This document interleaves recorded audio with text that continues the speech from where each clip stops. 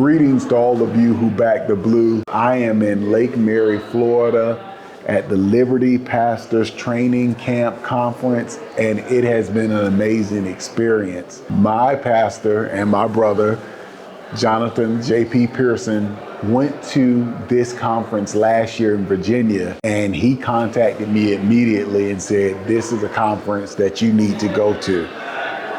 Of course, he and I had been to the Pastor Summit sponsored by TP USA Faith 2 years ago, and he said, listen, this is on par with that. There's so much that you can learn. It is not only for pastors, it is for ministry leaders and even lay people who want to get activated in ways that they can impact their local communities, all for the glory of God. It's been amazing to get to know members of the team who work behind the scenes to pull this off. And I cannot understate how grateful I am for Pastor Paul Blair being obedient to the vision that the Lord gave him to put this all together, and the countless days and weeks of preparation that goes into putting together an event like this. It is special for me on another level because I remember from 2 decades plus now, the Center for Reclaiming America and the impact that that had on my life as a young 20-year-old, and learning the importance of a Christian worldview and living at that time in Fort Lauderdale, Florida, and the great respect that I had for the founder of that, which was Dr. D. James Kennedy. I did not know that Pastor Blair had taken that vision after Pastor Kennedy went home to glory and has brought it to what I've experienced this week. I actually did not know that until talking with some of the team members behind the scenes my first night. I think one of the great things about having a smaller conference like this is it allows you to network and really get a chance to meet believers who have the same mindset, same passion that you do. And what has been great about Liberty Pastors is that many of these people, or happy warriors as Charlie would call them, are located here in the state of Florida. Many of us are only a few hours, if that, away from each other. So allowing us these few days to get connected, to exchange information, to share each other's ministry visions, it has really been a blessing that I cannot understate. My word to the pastors is a word of encouragement. Never be afraid to address this issue. Know that you're not alone in addressing it. I want to shout out Pastor Seth Tweedale, Sunshine. He is the one who told me about this conference a couple of weeks ago and said, Hollywood, I think that this is something that you should be a part of. It's only an hour or so away from you, and I must say that he was correct. It was great to get a chance to support him, to watch his presentation yesterday was a blessing. If you want to continue this on, we need to have pastor roundtables where we can strategize how to be salt and light in our specific cities. Get pastors together.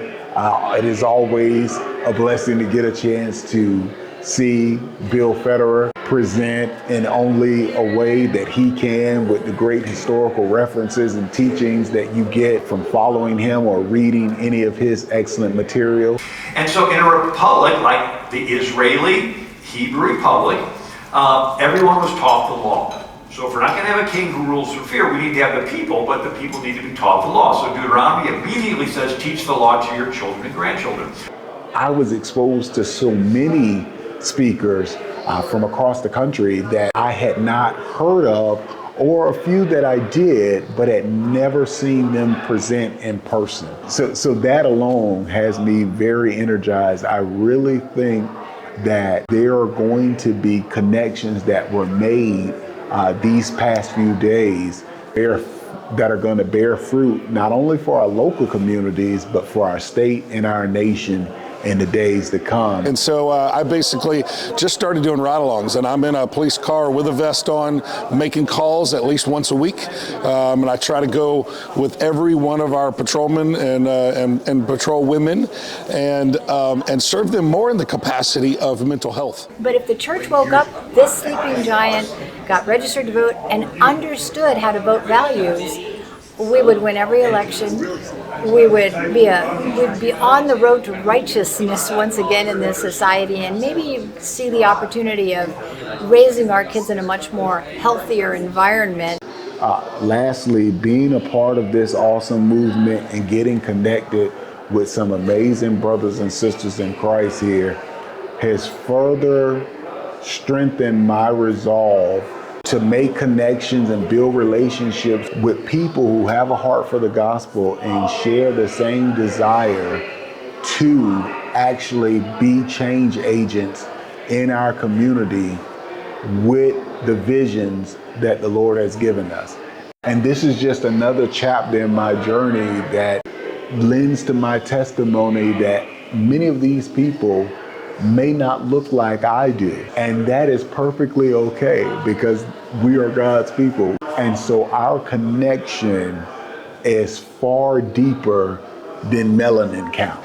So I know that my excitement and my joy these last couple of days has been noticeable to everyone that I've interacted with, but it's really feeding off of them and being so appreciative to be in this environment and to see the unity, the real unity that comes with being followers of Christ that really is universal. And it is an amazing thing that we are alive in this time to witness and experience. There are actually small things that we can do in our own homes, in our churches, and in our community to move the nation in the right direction. I think that's why everybody leaves these Liberty Pastor events hopeful, because you realize, wow, there's something I can do to help save the nation, and you have these easy steps to then go back home and take that action. It was kind of interesting over the years because I've been called a turncoat, a bootlicker, white man pimp.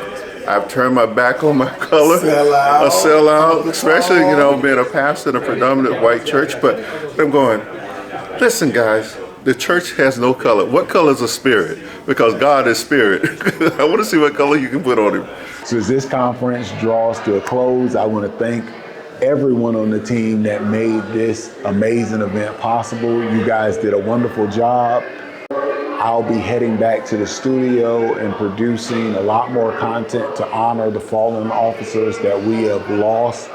Sadly, at the time of this recording, we're already nearing 70 officers killed in the line of duty this year. And so I will be back to focusing on honoring as many of them as I can, as well as getting back out on the road to do some plaque presentations.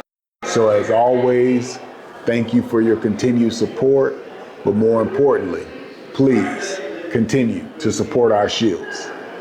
God bless.